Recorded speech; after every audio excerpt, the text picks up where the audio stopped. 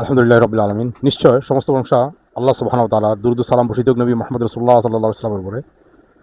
তো যখন মানুষ আল্লাহ সুবহানাহু ওয়া তাআলাকে দূরে সরে যায়, যে আল্লাহ সুবহানাহু ওয়া তাআলা তার কাছে যা চায়, যে বান্দার ভালোবাসা, তখন তার এই ভালোবাসাটা যখন অন্য কারোর জন্য হয়ে যায়, তখন আল্লাহ সুবহানাহু ওয়া তাআলা তাকে এমন পেরেশানিতে নিমজ্জিত করে, সে দিক বিদিক হয়ে ছুটতে থাকে।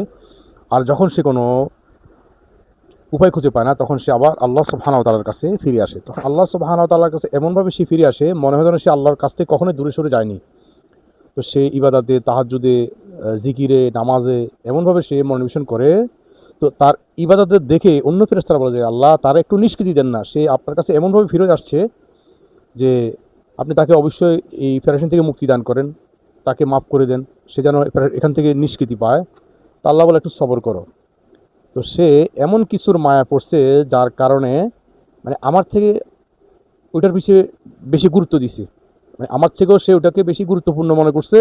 এখন সে ওইটার মায়া পড়ছে, অতএব তাকে একটু আহ, সময় ক্ষেপণ করে তারপর তাকে নিষ্কৃতি দিতে হবে। তো এই জন্য আপনি যত বেশি আল্লাহ সুবহানাহু ওয়া তাআলার স্মরণ নেবেন, তো দুনিয়ার পেরেশানিগুলো আপনার থেকে দূরীভূত হয়ে যাবে। তো আপনি হুট করে বিপদে পড়লেন, আবার আল্লাহর কাছে আসলেন, কয়েকদিন ডাকলেন, তা আবার আগের মতো হয়ে গেলেন, ব্যাপারটা যেন এমন না হয়। তো আর হুট করে বিপদে পড়ার কারণে আল্লাহর কাছে আসলেন, কিন্তু আল্লাহ আপনার সমস্যাটা হুট করে সমাধান করে দেবে, এটা কখনোই সম্ভব না। যে সারা জীবন গ্যাস, মানে ভাজা পোড়া খাইলেন, ভাজা পোড়া খাইতে খাইতে বুকের মধ্যে গ্যাস্ট্রিক জমা করলেন, তো একদিনে যদি আপনি ওষুধ খেয়ে এটা নিষ্কৃতি চান, এটা কখনো সম্ভব না, আদৌ সম্ভব না। এটা কখনো হয় নাই। আল্লাহ সুবহানাহু ওয়া তাআলার কিছু নিয়ম নীতি আছে। আপনি যখন আল্লাহ সুবহানাহু ওয়া তাআলার কাছে কন্টিনিউ আল্লাহর ইবাদতে মনোনিবেশ করবেন, ভুলভ্রান্তি হবে, আর তখন আপনি মাপ চাইবেন, আল্লাহ বলবে যে এটা আমার বান্দা হঠাৎ ভুল করছে, তাকে মাফ করে দাও। কিন্তু না, আপনি তার থেকে অনেক দূরে আছেন, বিপদে পড়ে দেখেন যে কোনো জায়গায় আপনি এর থেকে নিষ্কৃতি পাচ্ছেন না, তখন আল্লাহর কাছে ফেরত আসলেন। তো আল্লাহ সুবহানাহু ওয়া তাআলা আপনি যত ডাকবেন, আপনাকে ততই সময় ক্ষেপণ করে আল্লাহ সুবহানাহু ওয়া তাআলা আপনার সমস্যাটা সমাধান করে দেবে।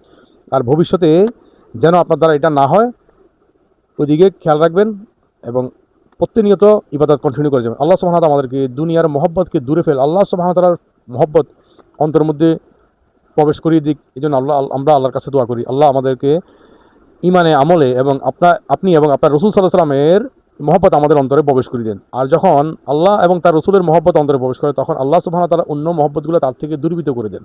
আর তখন সে ইমানের মজা পায়, আর তখন তার জন্য আমল করা সহজসাধ্য হয়ে যায়। যত কঠিন কাজ হোক না কেন, আল্লাহ সুবহানাহু ওয়া তাআলা তার কাজকে সহজ করে দেন। আল্লাহ সুবহানাহু ওয়া তাআলা আমাদেরকে এই কথার উপরে আমল করার তৌফিক দান করুন।